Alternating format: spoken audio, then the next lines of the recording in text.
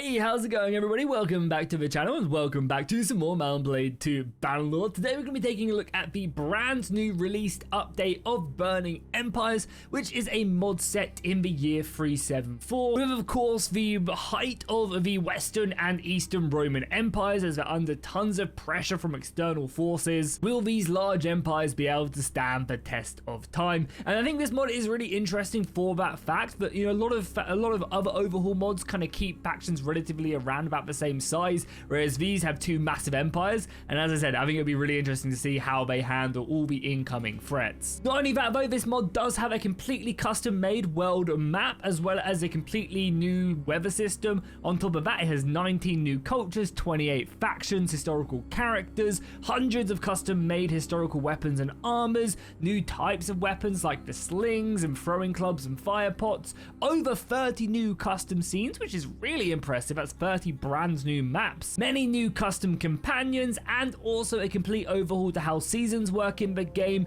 Every season is now 90 days instead of the Bannerlord 21, and that does also mean that events like the troop payments and food consumption now actually happen weekly rather than daily, so it's kind of back to the warband style. So let's just dive in and see everything that this mod does have to offer. So here we are on cultural selection, and one thing I actually really like here is how they've done the actual picture for these factions. It's just very Total War-esque, and I think it just looks really cool. You can see as you select factions, you get a little look at exactly how that empire is built and where it is on the campaign map. You can see, of course, there are tons of these smaller tribes on the campaign map, and then of course we have the Western and Eastern Roman Empire. I don't believe a lot of the East has been implemented. That will be the next update, adding in a lot of the Middle East and of course Africa into the map. There's a few up here in like Georgia and the Caucasus, etc. But yeah, besides that, a lot of it is just obviously Europe at the moment. So here we are on the campaign map now, and you guys may remember this. This is somewhat similar to the Eagle Rising map mod and the Empires 1100 map mod that they've recently implemented, because the Burning Empires team have been kind enough to actually go and share this with them people, allowing them to use their map, which is absolutely amazing. And again, I really appreciate them sharing this map to other modders because it allows them to customize it, and they already are going in adding in their own custom flavoring, custom buildings and stuff. And as I said, it just, yeah, it's awesome to see the community actually share these amazing resources just to go and create even better maps. Another thing I really like that they've done in the Burning Empires is they've got these custom sprites as well for the actual city maps, and it just adds a lot of flavor to them. It looks really, really cool. And again, you'll see some of the cool custom maps as well that they have in this, and they're just absolutely mind-blowingly incredible. So if we take a look at the overall map, of course you have the the Western Roman Empire, obviously controlling all of Spain, Italy, and most of Gaul, and of course trying to hold on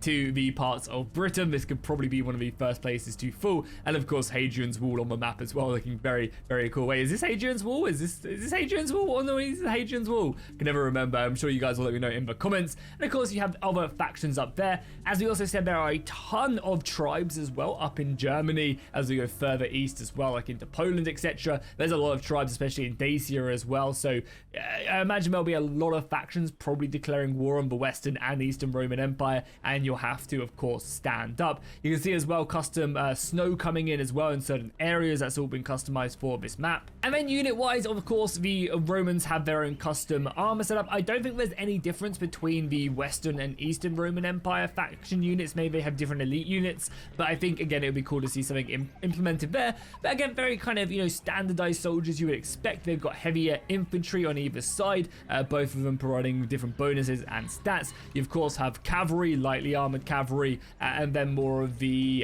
kind of skirmisher cavalry, and then horse archers and normal archers. And then for the elite troops, for the Romans, they just have obviously extremely heavy cataphracts with some very, very good stats. I actually kind of prefer this unit compared to this unit. I don't know, I think that overall feel of the just full like bodied cataphract armor looks really cool. But then again, I also do really like this one as well. The horse armor is nice. Of course, the Germanic forces also have their own custom unit armors. Again, looking very nice. I like the chainmail where they got set up with them. And I also like the way that the unit rosters are set up very much, because again, the Germans are all about this kind of, you know, cavalry infantry going into cavalry. They have an axe warrior unit compared to the Romans, who are very much all focused around that heavy standardized infantry. You know, you're going to kind of really specifically build each of these factions. We also have decent archers, but you know, again, light cavalry there and more heavier cavalry here with the lancers. And we also have the noble troops for the Germanians as well. You guys can see them set up here, just basically extremely heavy infantry, which are going to go in and help support them. We also have a unit roster up here for the Celts as well. So you have the Celtic infantry line right here, again custom made, again looking very, very nice. I think there's only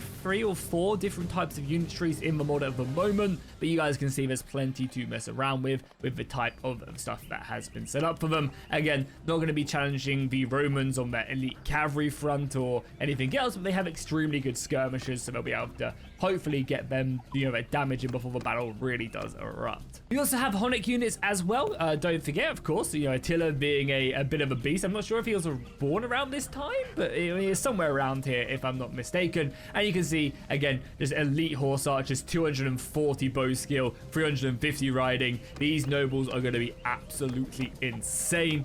Definitely Kuzites to a whole nother level. Then if we make our way over as well, you guys will be able to see their basic unitry as well. It's just all cavalry. It's literally just all cavalry. So good luck if you're Romans getting ready to fight this, because yeah, they're going to be insane. Okay, next we'll move on to some of the maps. And again, there'll be a lot of maps kind of very similar to this one, and it's hard to tell if some of these are custom made. There's some which we'll show in a second which are completely custom made, and you can obviously 100% tell. But there's stuff like this which could quite easily be the Empire, but I don't think it is. And they've kind of done these like smaller fortresses, which again I think is really nice. Just kind of, you know, spice things up, keep things different. And as I said, I'm like 95% sure this is all custom made, and it looks very cool. Just mainly because the Empire generally go for the square turrets rather than the circle ones. And again, you can see it's kind of very, you know, kind of condensed, but that's all you need really. You know, Bannerlord sieges, all of this stuff is always very pointless. So again, just having this outer wall and a cool custom setup is going to be a more than enough. And here we go. This is going to be one of the Germanic custom settlements. Again, looking very cool. Awesome stuff to actually siege this, and they've done a great job with this archers pouring out a double gate as well right here. So you break through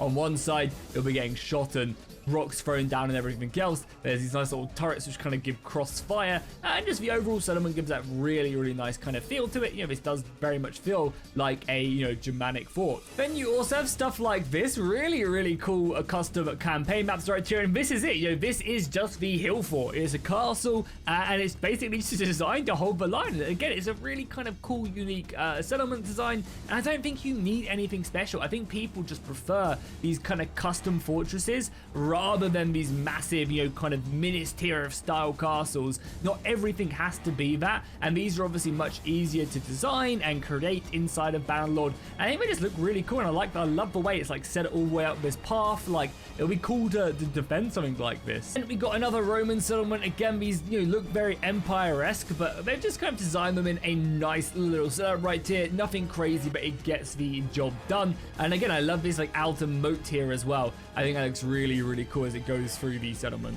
Again, another custom one up here in the hills of Scotland. Again, Scotland! You can see, very nice setup. I love this little outer defense here as well. You can even maybe stick some archers out there as you push forward to the inner gate. Looking very nice. And yeah, just, again, very, very simple, very cool. You got these positions back here. I think they've done an amazing job with all of these maps. And again, if you were even feeling lucky, you could even fall all the way back here. If only Bannerlord set it up like you actually just gave the fallback command, everyone ran back here, closed the gate, and you go again.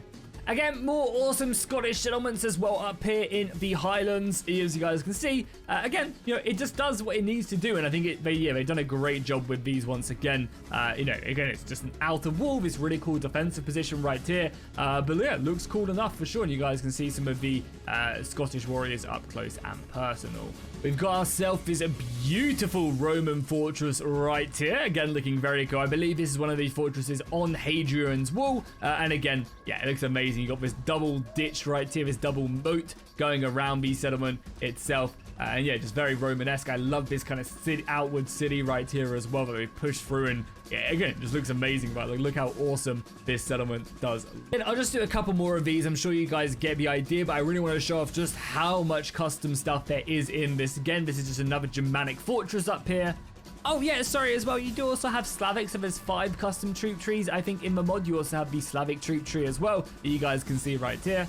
Now, I know there's one really large hill fort as well in this mod, but I can't seem to find it on the campaign map. So I guess this will be the last one that I do show off. I believe we've already seen it, but not from every single angle. Going to be a little glimpse at the really cool Burning Empires campaign that's currently done. Again, I look forward to them adding in more in the Middle East, like Assassinates and stuff. I think it'll be really cool to have just them soldiers out there and more of this pressure, more of this threat coming in against the Romans. I'm also interested to see how all these individual barbarians do against the two very large-scale established empires. So if you guys enjoyed the video, please be sure to drop a like and a comment down below. It really does help out the channel and goes a very long way, and I very much do appreciate it. Also, let me know if there's other mods you want to see me cover on the channel, and of course, as always, I hope everybody has a great day, and I'll see you guys in the next one.